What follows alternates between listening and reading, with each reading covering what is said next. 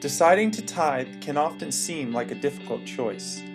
House payments, school costs, rising gas prices, medical bills, food and entertainment all compete for the limited funds that we earn, and oftentimes it's much easier to justify these needs than it is to heed the call to give. But this call is not meant as a hindrance to our physical needs. Rather, it is given in the Bible as a way for us to grow closer to God as we trust in His provision.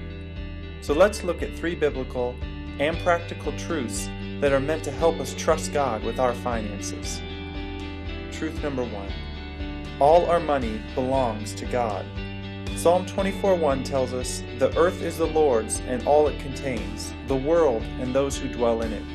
This truth begs the question of not how much of my money should I give, but how much of God's money should I keep for myself?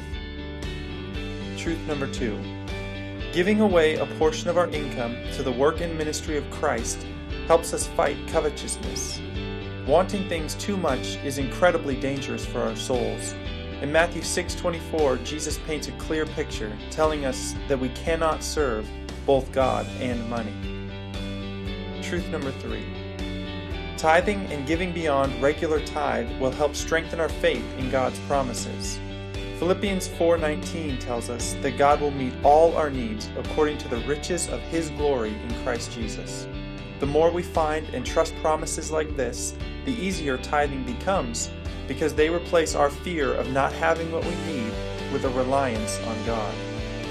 And just like these 3 truths, all the other biblical teachings about money are designed by God to help us trust and rely on Him and not on the things that we own.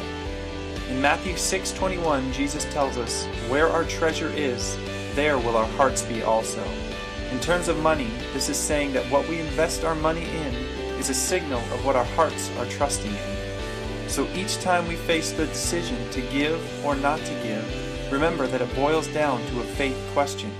Do I trust God's promises concerning my finances?